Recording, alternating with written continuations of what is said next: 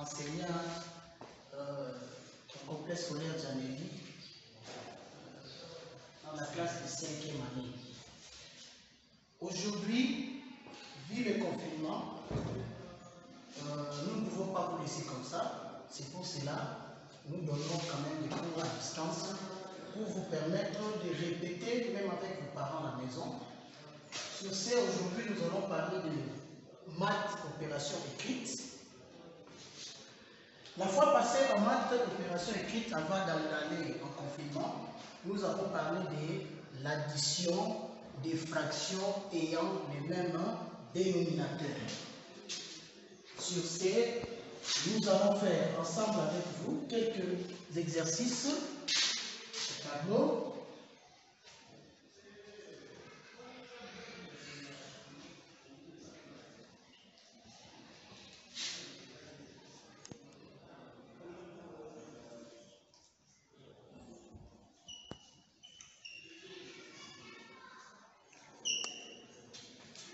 Voilà.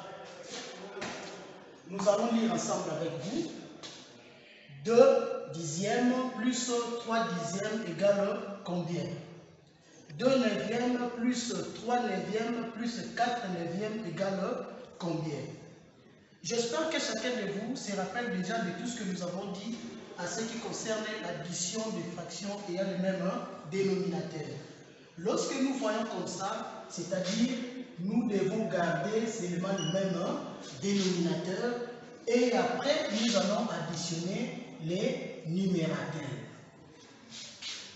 5, comme nous avons déjà le même dénominateur, là-bas nous avons 10 et 3 plus 2 plus 3 c'est 5. Regardez bien cette fraction-là. Nous avons 5 dixièmes. Nous avons dit avant d'encadrer la réponse, nous devons savoir est-ce que la fraction-là que nous avons trouvée est réductible ou irréductible. Si c'est irréductible, donc nous nous arrêtons là. Mais si la fraction n'est pas réductible, donc nous allons continuer. Mais comment le savoir? Nous allons faire le PGCD. J'espère que vous vous rappelez le PGCD. Rapidement, nous avons 5 et nous avons 10 là-bas. Ici, nous avons commun et là-bas, nous avons non commun. Cela veut dire les diviseurs communs et les diviseurs non communs. Nous baissons là-bas 5 et là-bas, nous avons 10. Les dénominateurs, nous avons 10, nous avons 5, nous avons 10. Nous commençons par 10. Diviseur commun. Entre les deux, nous commençons par le plus petit. Nous avons 2 comme diviseur commun. Alors, 2 divise que 10, mais pas 5. Nous écrivons là où il y a les noms communs.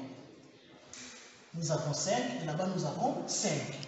Nous regardons 5 ici. 5 c'est un nombre premier. Donc divisible par 1 ou par lui-même. Donc 5 sera divisé par 5 qui est commun parce que ça divise le 2. Et là-bas nous avons 1 et là-bas nous avons 1. Comme nous avons trouvé seulement un seul chiffre ou un seul nombre dans la colonne des communs, donc notre PGCD est de combien? De 5. Qu'est-ce que nous allons faire avec ces 5? Nous allons diviser les deux nombres. Donc 5 divisé par 5 et 10 divisé par 5, nous aurons là-bas 1 et ici nous aurons 2. Voilà, nous venons de trouver une fraction irréductible. Donc, chaque fois que vous voyez, si vous trouvez la réponse, vous devez toujours faire le PGCD pour voir si la fraction est réductible ou irréductible. Nous prenons les deuxièmes numéros. Nous avons toujours 9 et là-bas nous avons 2 plus 3 plus 4. Excusez-moi un peu. Je vais effacer ici. Les dénominateurs communs restent toujours 9. Et là-bas, nous avons 5 et ici nous avons 9. 9. Nous avons 9 neuvièmes. Au début, quand nous avons étudié les fractions, la notion sur les fractions, nous avons dit que La barre de fraction ici représente la division.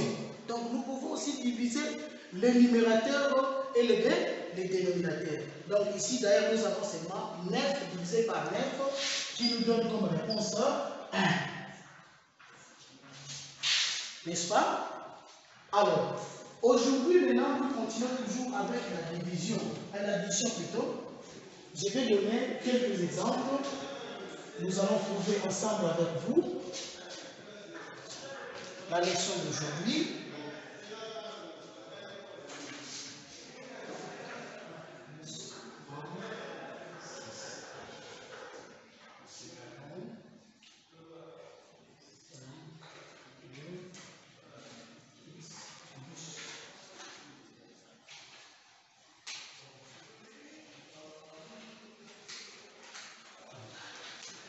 Voilà.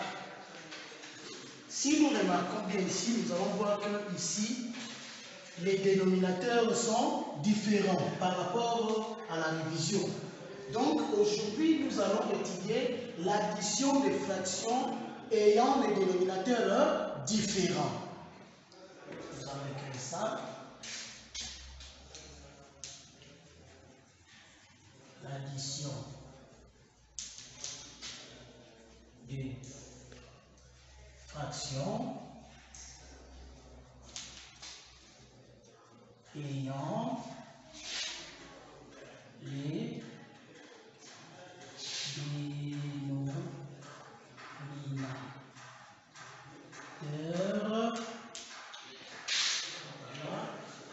différents.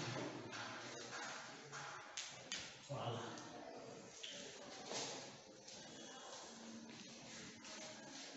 Là maintenant nous allons nous rappeler encore une leçon déjà qu'on a déjà étudiée. Nous avons appris comment réduire deux ou plusieurs fractions à un seul dénominateur. Donc nous allons faire la même chose avec ça, parce que là-bas il n'y avait pas l'addition. Ici nous avons juste ajouté l'addition. Donc nous allons faire la même chose avec la réduction de deux ou plusieurs fractions au même dénominateur. Rappelez-vous ce que nous avons dit. Nous avons dit qu'avant de réduire deux ou plusieurs fractions au même dénominateur, il faut d'abord trouver le PPCM. Attention, ne confondez pas avec le PGCD. Ici, c'est le PPCM, c'est-à-dire le plus grand commun multiple. Le plus petit commun multiple. Comment trouver le PPCM? Nous allons utiliser que le dénominateur ici. Nous avons 3 et nous avons 6. Ça dépend de votre méthode que vous allez aider. Nous avons ici la même chose avec le PGCD. Nous commençons toujours par le plus petit diviseur. Nous savons que si c'est divisible par 2, mais non 3. Cela veut dire, nous écrivons 2 là-bas. Et ici 3, comme c'est non, nous répétons. Le 3 ici, et le 6 divisé par 2, c'est 3. Et ici, nous avons le même diviseur. Donc, c'est 3, parce que 3 aussi, c'est un nombre premier. Et ici, nous avons 1. Là-bas encore, nous avons 1. Et qu'est-ce que nous allons faire? Attention, j'insiste, ne confondez pas avec le PGCD. Ici, nous allons juste multiplier les nombres que nous avons. Le facteur de l'écriture primaire ici. Cela veut dire 2 fois 3 qui nous donne 6. Donc les 6, là maintenant, qu'est-ce que nous allons faire? C'est les dénominateurs communs. Alors, après avoir trouvé les dénominateurs communs, qu'est-ce qu'il faut faire? Le 6 ici sera divisé par 3 et multiplié par 2. Le même 6 sera divisé par 6 et multiplié par 1. Ensemble, 6 divisé par 3, c'est 2. 2 fois 2, c'est 4. 6 divisé par 6, c'est 1. 1 fois 1, c'est 1. Et la réponse, nous aurons combien là-bas? Nous aurons là-bas 5 sixièmes. Comme je viens de dire ici, nous devons maintenant savoir est-ce que 5 sixièmes c'est une fraction réductible ou fraction irréductible. Déjà, comme nous avons la présence de 5 ici, 5 c'est un nombre premier. Alors, en observant, en regardant seulement la fraction ici, nous remarquons que la fraction là est irréductible. Donc, la réponse c'est 5 sixièmes. Regardez maintenant le numéro 2. Les fractions sont accompagnées avec le nombre. Nous avons là-bas 5 unités, 2 dixièmes, plus 2 unités, 1 demi. Qu'est-ce qu'il faut faire? Les deux nombres seront additionnés entre eux. Cela veut dire 5 plus 2. Et après maintenant, nous allons trouver les dénominateurs communs. Toujours en faisant le PP5. Rapidement, là-bas nous avons 10 et là-bas nous avons 5. Diviseur, nous avons 2. 2 divisé par 2 c'est 1. 10 divisé par 2 c'est 5. 5 c'est un nombre premier, donc divisible par lui-même. 5 et là-bas 1. Et nous allons additionner toujours l'écriture primaire. Ça nous donne 10. Donc, les dénominateurs communs ici est de combien? Et 10. La même chose. 10 divisé par 10 multiplié par. Attention, attention, il ne faut plus compter les 5. Le 5 et le 2 parce qu'ils sont déjà là. Le 10 divisé par 10 c'est 1. 1 fois 2 c'est 2. 10 divisé par 2 c'est 5. 5 fois 1 c'est 5. Et là-bas, excusez-moi, nous avons là-bas, les dénominateurs communs d'abord, c'est 10. 2 plus 5, c'est 7. Alors, n'oubliez pas les unités ici. Les unités restent toujours les unités, mais nous allons maintenant additionner ces unités ici et nous allons placer ça ici. Attention, attention, attention, attention.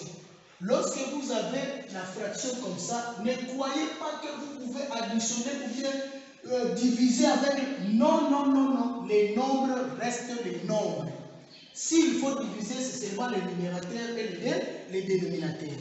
Mais en regardant la fraction, d'ailleurs, c'est juste un nombre premier. En regardant la fraction, donc la fraction est une fraction irréductible. Donc, la réponse c'est 7 unités, 7 dixièmes. Alors, vous maintenant à la maison, vous allez prendre quelques exercices que vous allez travailler à la maison. Exercice.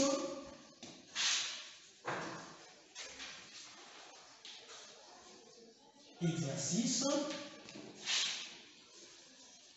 Effectue et simplifie s'il y a lieu. Simplifie s'il y a lieu. Nous avons 1. 3 quarts plus 2 tiers égale combien? 2. 1 unité, 4 septièmes plus 8 unités, 3 quatorzièmes égale combien? 3, 4 unités,